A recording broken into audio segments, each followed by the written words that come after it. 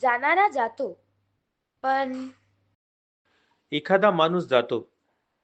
दुःख जास्त कशाचं होतं? तो अचानक गेला म्हणून, की पुन्हा आपण त्याला कधीच पाहू शकणार नाही म्हणून? अशाच कुठल्यातरी वेळी निरोप येतो.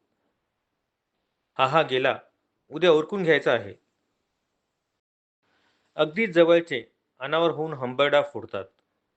काही जण स्वतःला तात्पुरते सावरून घेतात. मग कुठल्याही प्रकारे गावी पोहोचण्याचा प्रयत्न सुरू होतो.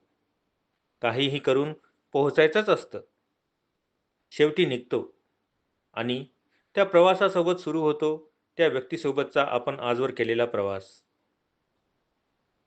काही नाती अशी असतात की कुठून सुरुवात झाली समजतच नाही आणि त्याची कधी गरजही भासत नाही.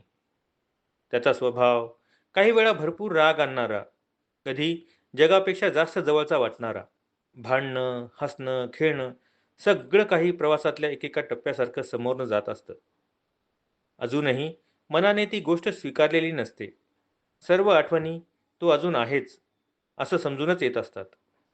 त्या सर्व आठवणींचा एक सुप्त ज्वालामुखी मनातल्या मनात धगधगत असतो. गावी पोहोचल्यावर जेव्हा आपण स्वतः ते पाहतो, तेव्हा नकळत सर्व काही अनावर होतं. आत्तापर्यंतच्या आयुष्यातील त्याच्यासोबतचा तो शेवटचा टप्पा त्या ज्वालामुखीला वाट मोकळी करून देतो. काही क्षण हरवून जातो. फक्त रडावंसं वाटतं. मग सावरतो. समजू लागतं हे स्वीकारावंच लागणार. मन मानत नाही तरी पण.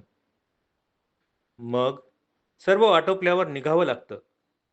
थांबणे हा पर्याय नसतोच.